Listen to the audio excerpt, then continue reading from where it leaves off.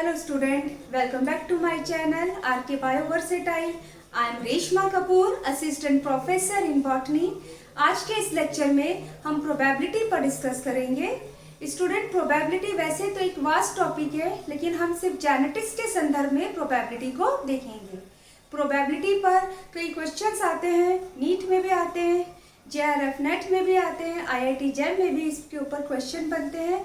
तो अपने इन क्वेश्चंस को कैसे कम समय में हमें सॉल्व करना है, उसी को लेकर आज हम प्रोबेबिलिटी को डिस्कस करेंगे।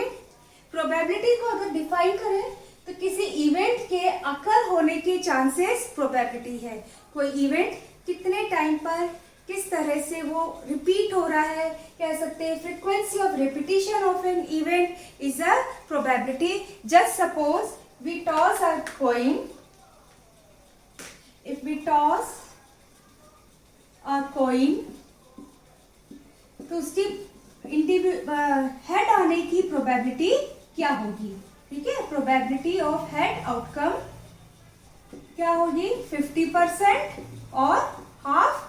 ठीक है, आपको पता है जब हम एक कॉइन को टॉस करते हैं तो हेड आउटकम आने की प्रोबेबिलिटी होती है 50% या half. Like this, probability of getting tail outcome वो भी हुई हाफ। ठीक है, अगर हम दो कॉइन को एक साथ टॉस करते हैं, if we toss two coin at a time, then what is the probability of getting heads in one coin and in second coin? ठीक है, तब क्या प्रोबेबिलिटी होगी कि दोनों कॉइन में हेड आ जाए? वन कॉइन की प्रोबेबिलिटी है हाफ, अनदर कॉइन में भी हेड आने की प्रोबेबिलिटी क्या होगी? हाफ। ठीक है, तो टोटल प्रोबेबिलिटी इवेंट की क्या हो जाएगी? 1/2 इंटू 1/2 इज 1/4। यहाँ पर हमने क्या किया है? मल्टीप्लाई, क्योंकि बीच में क्या हुआ है? एंड। एक कॉइन की probability half and another coin की भी हाफ। जहां भी एंड वर्ड आ जाता है वहां पर हम मल्टीप्लाई कर देते हैं। ठीक है, चलिए हम पढ़ते हैं प्रोबेबिलिटी के रूल क्या हैं। प्रोबेबिलिटी के दो रूल्स हैं या लॉ है। एक है मल्टीप्लिकेटिव लॉ और रूल, दूसरा है एडिटिव लॉ और रूल। ठीक है, इन दोनों रूल्स को जब हम अच्छे से समझ जाएंगे तो स्टूडेंट हम बहुत ही आसानी से बिना किसी मिस्टेक के अपने प्रोबेबिलिटी के सम्स को सॉल्व कर सकते हैं। ठीक है, चलिए हम समझते हैं अपना मल्टीप्लिकेटिव लॉ को। मल्टीप्लिकेटिव लॉ, इसको एंड रूल भी कहते हैं। ठीक है, एंड रूल भी कहते हैं।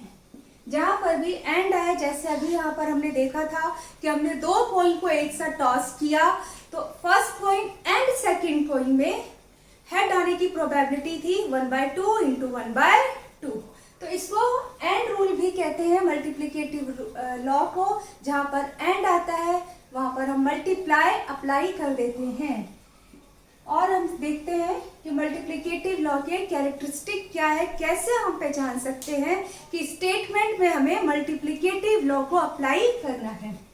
ये जो रूल होता है स्टूडेंट, ये अगर कोई इवेंट टू और more than two events, event कैसे है? Independent occur at the same time to give one outcome। ठीक है, यहाँ पर आपको क्या ध्यान रखना है कि अगर कोई दो या दो से ज्यादा इवेंट जो कैसे है?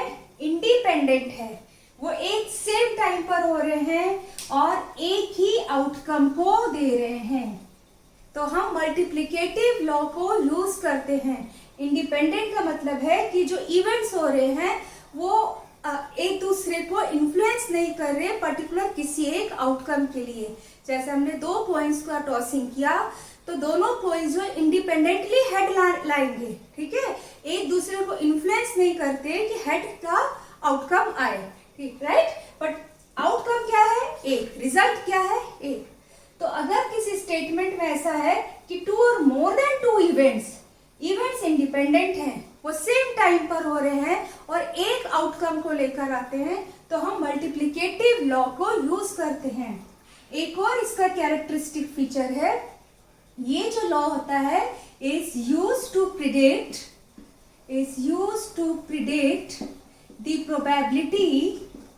probability of an event or outcome occur in particular order, ठीक है। अगर कोई इवेंट या आउटकम किसी पर्टिकुलर ऑर्डर में हो रहा है, तब भी हम मल्टीप्लिकेटिव लॉ को यूज करते हैं।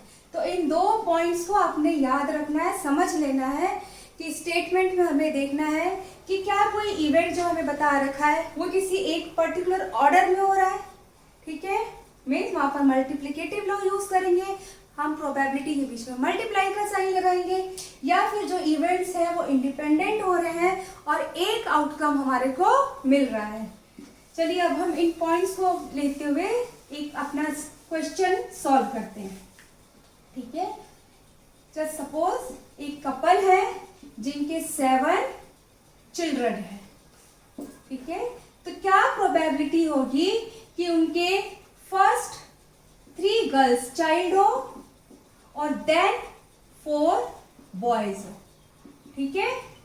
तो यहां पर हमें प्रोबेबिलिटी फाइंड आउट करनी है कि एक कपल जिनके 7 चिल्ड्रन है, तो पहले 3 गर्ल एंड देन 4 बॉयज होने की प्रोबेबिलिटी क्या है। अब यहाँ पर देखिए स्टूडेंट, एक ऑर्डर दिया हुआ है कि पहले 3 गर्ल एंड देन 4 बॉयज, ठीक है, और इवेंट इंडिपेंडेंट हो रहे हैं क्योंकि गर्ल और बॉय होने की प्रोबेबिलिटी 50-50% होती है।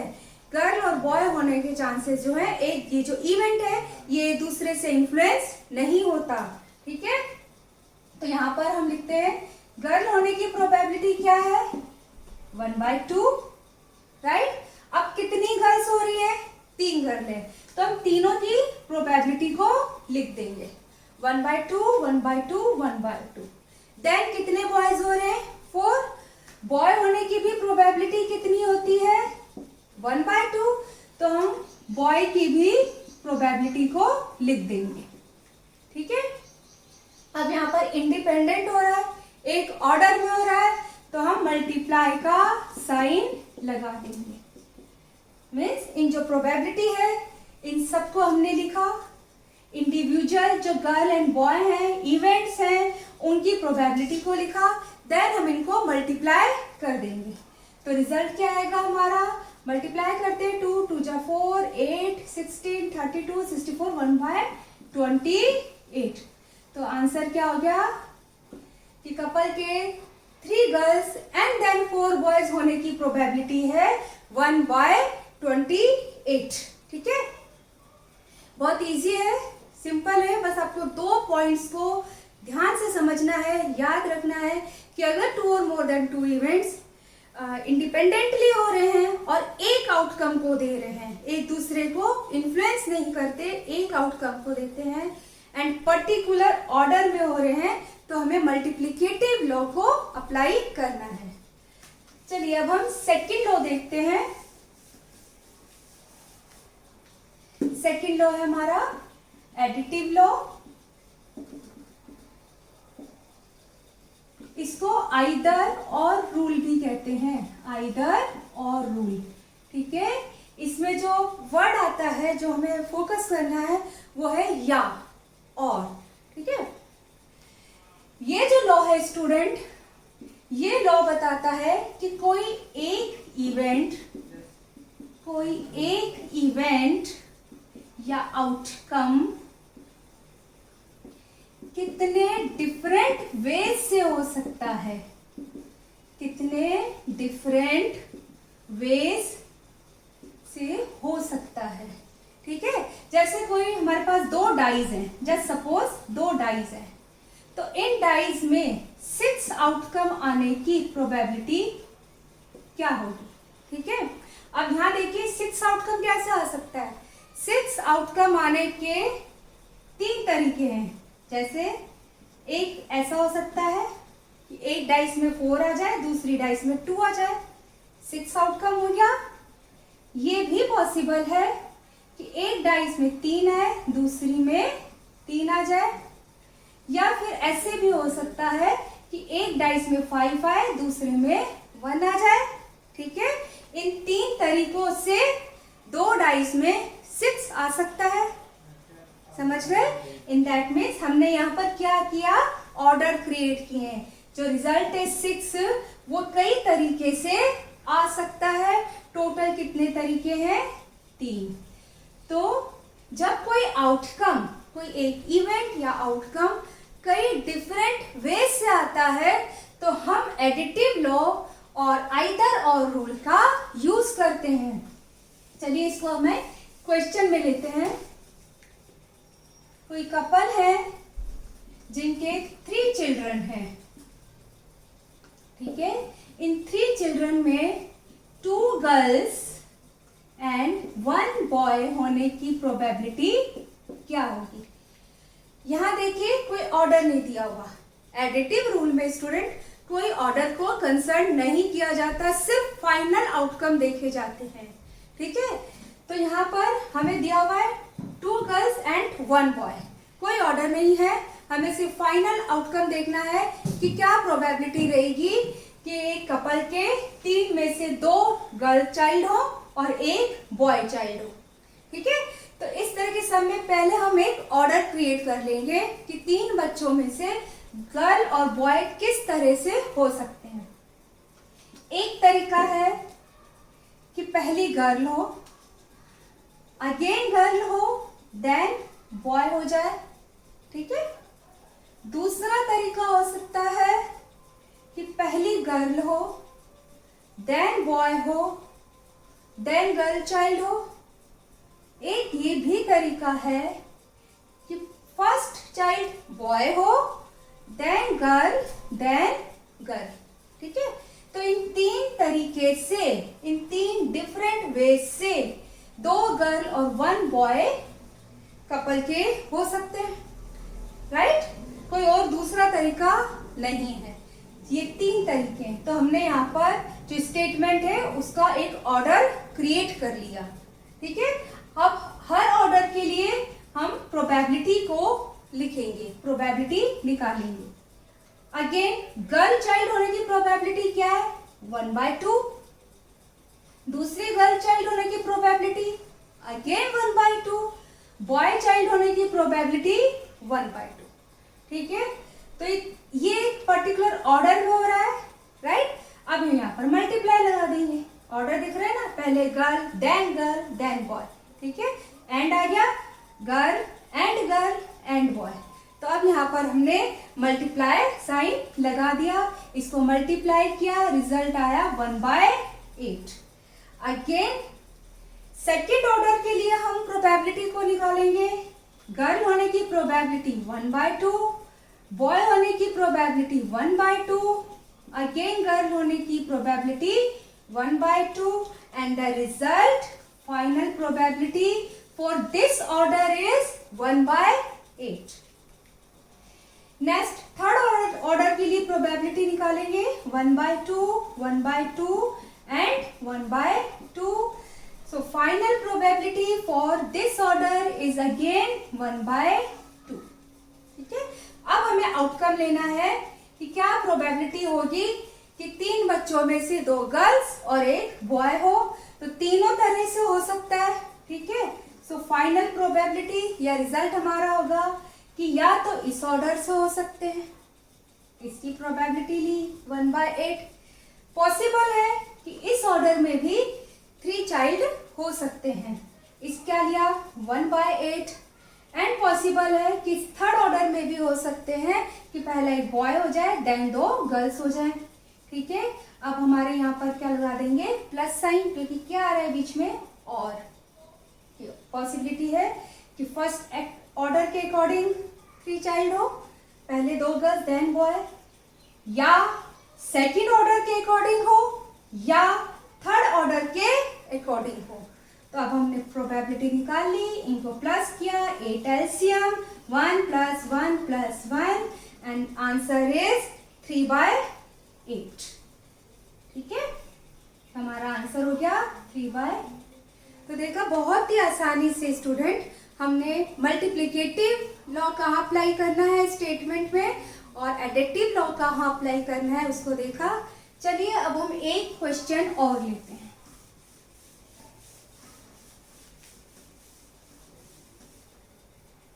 पहले वाला एक क्वेश्चन लेते हैं। 7 चिल्ड्रन है, इन 7 चिल्ड्रन में क्या प्रोबेबिलिटी होगी कि 3 गर्ल्स हों एंड 4 बॉयज हों।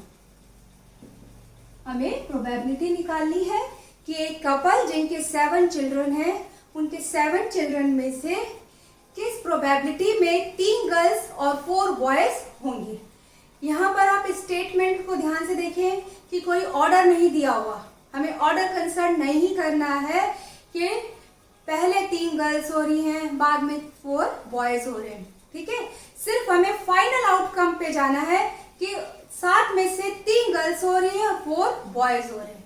राइट, तो हम यहाँ पर एडिटिव लॉ को अप्लाई करेंगे, ऑर्डर क्रिएट करेंगे। अगेन प्रॉब्लम क्या आती है स्टूडेंट, जैसे ही हमारा डेटा बड़ा हो जाता है हमारे को ऑर्डर क्रिएट करने में मिस्टेक्स होने लग जाती हैं। ठीक है, क्योंकि इतने बड़े डेटा में 7 में जो है ऑर्डर को बनाना एक तो टाइम कंज्यूमिंग है, समय बहुत लगता है, और दूसरा उसमें मिस्टेक होने के चांसेस बढ़ जाते हैं। तो इस तरह के क्वेश्चन में हम एक फॉर्मूला यूज करते हैं जिसे कहते हैं बाइनोमियल एक्सपेंशन। उस फॉर्मूले के अकॉर्डिंग प्रोबेबिलिटी P को हम ऐसे कैलकुलेट कर सकते हैं, P = n का फैक्टोरियल अपॉन s का फैक्टोरियल t का फैक्टोरियल इंटू p की पावर s q की पावर t। राइट, ये बाइनोमियल एक्सपेंशन का फॉर्मूला है। यहाँ पर n फैक्टोरियल है number of total events, number of total events. s factorial है number of any one kind of events. t factorial है number of another kind of events. p है individual probability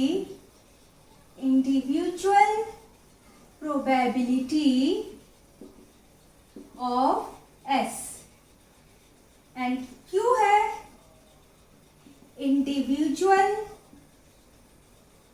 probability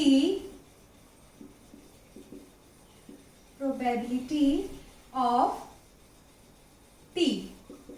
ठीक है, तो इस फॉर्मूले से हम अपने क्वेश्चंस को सॉल्व करेंगे जहां पर ऑर्डर क्रिएट करना टिपिकल हो जाता है, मिस्टेक्स होने के चांसेस बढ़ जाते हैं। फॉर्मूला है n factorial upon s factorial into t factorial, p की पावर s q की पावर t। n फैक्टोरियल क्या है, नंबर ऑफ टोटल इवेंट्स। अब यहाँ स्टेटमेंट में देखिए हमारे टोटल इवेंट्स कितने हैं, 7 चिल्ड्रन। तो क्या हो गया, n फैक्टोरियल 7 का फैक्टोरियल। s फैक्टोरियल क्या है, number of any one kind of events. ठीक है, तो हम कोई सा भी एक इवेंट को s की तरह ले लेते हैं। जैसे यहाँ पर हमारे 2 इवेंट्स हैं, गर्ल्स एंड 4 बॉयज। ठीक है, तो हमने s ले लिया गर्ल, तो number of any one kind of event कितनी गर्ल्स है, 3। ये हो गया 3 का factorial. Right, t factorial number of another kind of events, हमने गर्ल्स s ले लिया तो t ऑटोमेटिक बॉयज हो गए। ठीक है, तो ये हो गया 4 का फैक्टोरियल। देन P है individual probability of S. S क्या है? गढ़. गढ़ लाने की प्रोबेबिलिटी कितनी होती है? 1/2. ठीक है, तो P हो गया 1/2. Q क्या है? Individual probability of T. T है हमारा बॉय, तो बॉय आने की प्रोबेबिलिटी कितनी होती है? हाफ. राइट. तो इस तरह से फॉर्मूले में जो टर्म्स हैं उनकी वैल्यूज हमने लिख ली. हमारे पास वैल्यूज आ गई हैं. अब हम इन वैल्यूज को फॉर्मूले में पुट कर देंगे. चलिए देखते हैं. Probability P is equal to and factorial है 7 का factorial upon 3 factorial into 4 factorial 1/2 की पावर 3 इंटू 1/2 की पावर 4. स्टूडेंट, ये जहां भी फैक्टोरियल आता है उसका मतलब होता है कि जो नंबर हमें दिया हुआ है उसको 1 तक रिड्यूस करते हुए मल्टीप्लाई करना है. ठीक है, तो 7 फैक्टोरियल में इसको अब हम 1 तक रिड्यूस करते हुए मल्टीप्लाई करेंगे. 7 into 6 into 5 into 4 into 3 into 2 into 1. इस तरह से 1 तक रिड्यूस करते हुए हमने मल्टीप्लाई किया. Then 3 into 2 into 1 4 factorial 4 into 3 into 2 into 1. समझ गए? तो फैक्टोरियल में हम इस तरह से हम रिड्यूस करते हुए मल्टीप्लाई कर लेते हैं. देन इंटू है 1/2 की पावर 3 इंटू 1/2 की पावर 4. सॉल्व करते हैं फॉर्मूले से. ठीक है, 4 3 2 1 से ये 4 3 2 1 कट गया. 3 2 से ये 6 कट गया. क्या रहा result? 7 into 5 into 1/2 into 1/2 into 1/2. यहाँ पर पावर 3 है, मीन्स हम हाफ को 3 टाइम्स मल्टीप्लाई करेंगे. ठीक है, इधर हाफ की पावर 4 है तो 1/2 को हम 4 टाइम्स मल्टीप्लाई करेंगे. ये हो गया 4 टाइम्स मल्टीप्लाई. ठीक है, अब कहीं कटता नहीं, हम डायरेक्ट सॉल्व कर लेंगे. 7 इंटू 5 35. इसको हम मल्टीप्लाई करते हैं. 2 2 जा 4 8 16 32 64 128. So our answer is 35/128. Probability हो गई 7 चिल्ड्रन में से 3 गर्ल्स एंड 2 बॉयज होने की. Right student? चलिए अब हम एक क्वेश्चन लेते हैं. ठीक है, उससे सॉल्व करते हैं. आपकी प्रैक्टिस भी हो जाएगी और अगर कहीं कुछ कंफ्यूजन होगा तो वो भी क्लियर हो जाएगा. Just suppose if we cross between 2 heterozygous tall plant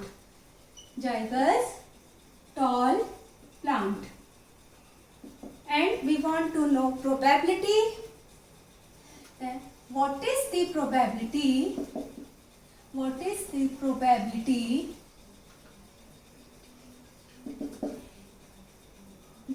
getting 2 out of 5 plants will be dwarf. ठीक है, ये हमारा एक क्वेश्चन है. ठीक है, हमने 2 हेटेरोजाइगस प्लांट है, टॉल प्लांट है हेटेरोजाइगस, उनके बीच में हम क्रॉस करवाते हैं. तो क्या प्रोबेबिलिटी होगी कि 5 में से 2 प्लांट हमें ड्वार्फ मिले. राइट, हम इसको सॉल्व करते हैं. हेटेरोजाइगस टॉल प्लांट, ये हेटेरोजाइगस टॉल हो गया, इसका क्रॉस कराते हैं हेटेरोजाइगस टॉल से. ये एक मोनोहाइब्रिड क्रॉस है स्टूडेंट, और आप जानते हैं कि जब भी हम मोनोहाइब्रिड क्रॉस कराते हैं तो हमें टोटल 4 में से 3 प्लांट्स मिलते हैं टॉल. ठीक है, इस रेशो मिलते हैं टी टी टी टी, ये इनका जीनोटाइप है. तो टॉल प्लांट मिलने की प्रोबेबिलिटी क्या हो गई?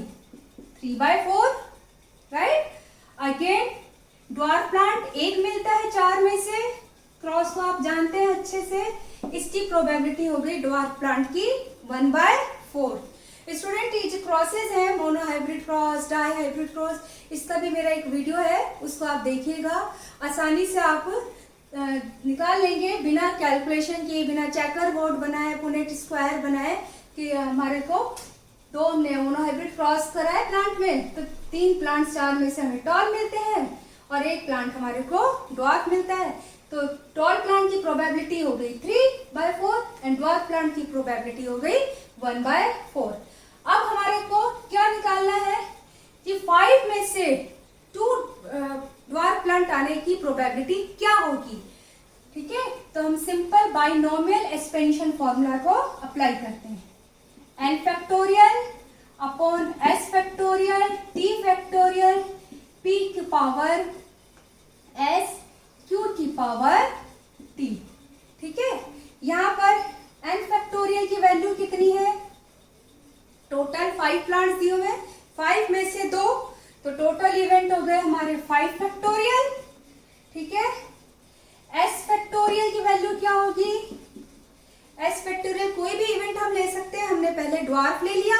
ठीक है, तो ड्वार्फ प्लांट कितने, 5 में से 2 ले लें, तो s फैक्टोरियल की वैल्यू होगी 2 factorial. Next t factorial, t जो है 5 में से 2 ड्वार्फ ले लिए, कितने बचे, 3 टॉल प्लांट बचे। ठीक है, तो t फैक्टोरियल की वैल्यू हो गई 3। p है हमारी individual probability of s, s क्या है, ड्वार्फ प्लांट, तो p हो गया 1/4। ठीक है, ड्वार्फ प्लांट की प्रोबेबिलिटी क्या है, 1/4। q क्या है, टॉल प्लांट। ठीक है, टॉल प्लांट की प्रोबेबिलिटी ऑफ s, तो टॉल प्लांट की प्रोबेबिलिटी क्या है, 3/4। तो स्टेटमेंट के अकॉर्डिंग हमारे पास ये वैल्यूज आ गई। इन वैल्यूज को हम जल्दी से अपने फॉर्मूले में पुट कर देंगे और बहुत ही कम समय में हमारे पास एक्यूरेट रिजल्ट आ जाएगा। 5 factorial upon 2 factorial into 3 factorial multiplied 1/4 की पावर 2, 3/4 की पावर 3। राइट, 5 फैक्टोरियल मीन्स अब हम मल्टीप्लाई करेंगे रिड्यूस करते हुए 1 तक। 5 into 4 into 3 into 2 into 1, 2 factorial 2 into 1, 3 factorial 3 into 2 into 1। 1/4 की पावर 2, 3/4 की पावर 2। चलिए सॉल्व करते हैं। 3 to 1 से 3 to 1 कट गया, ये इससे कट गया, 2 और 4, रिजल्ट क्या रहा, 5 इंटू 2 इंटू 1/4 इंटू 1/4। 2 टाइम्स लिखेंगे क्योंकि यहाँ 2 दिया हुआ है। आप स्टूडेंट बाय प्रैक्टिस इनडायरेक्ट भी कर सकते हैं। ठीक है, ये आपको समझाने के लिए मैं एक एक स्टेप को नोट डाउन कर रही हूँ। 3/4 को, सॉरी 2 है पावर, 3 है, तो ये 3 टाइम्स हो गया। ठीक है, अब हम सॉल्व करते हैं। इस 2 से ये 4 कट गया, 2। अब हम मल्टीप्लाई कर लेते हैं। 3 3 जा 9, 9 3 जा 27 एंड मल्टीप्लाइड विद 5, रिजल्ट आ गया हमारा 135। अगेन हम नीचे के नंबर को मल्टीप्लाई करेंगे। 4 4 जा 16, 16 4 जा 64, देन 8 से करेंगे तो 512। तो हमारी प्रोबेबिलिटी क्या आ गई, 135/1512। ठीक है, 135/512 में 512 प्लांट में से 135 प्लांट ड्वार्फ आने की प्रोबेबिलिटी है और रिड्यूस कर दें तो 0.26। ठीक है, हमारा आंसर हो गया 0.26। अगर आपसे प्रोबेबिलिटी इन परसेंटेज पूछी हो तो डायरेक्ट आप सॉल्व कर दे। 0.26 पॉइंट हटाया अपॉन 100 इंटू 100 क्या आ गया, 26% इज आवर आंसर। ठीक है, तो स्टूडेंट बहुत ही आसानी से बाइनोमियल एक्सपेंशन फॉर्मूले को यूज करते हुए हम प्रोबेबिलिटी के क्वेश्चंस को सॉल्व कर सकते हैं। बस आपको कुछ एक पॉइंट्स याद रखने हैं। जैसे अगर कोई इवेंट है वो इंडिपेंडेंटली हो रहे हैं और एक आउटकम को दे रहे हैं, उनमें कोई ऑर्डर दिया हुआ है, किसी ऑर्डर को हमने कंसर्न करना है, तो हम मल्टीप्लिकेटिव लॉ को अप्लाई कर लेते हैं।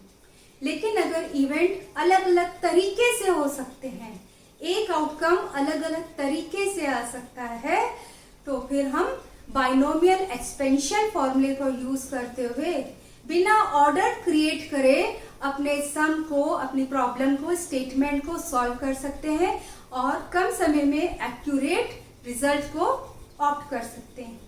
होपफुली आपको मेरा ये वीडियो अच्छा लगा होगा।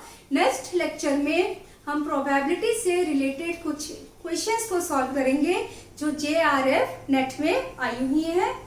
अगर तब तक आप साथ में जुड़े रहें, मेरे चैनल को लाइक, शेयर और सब्सक्राइब करना मत भूलें। Thank you student.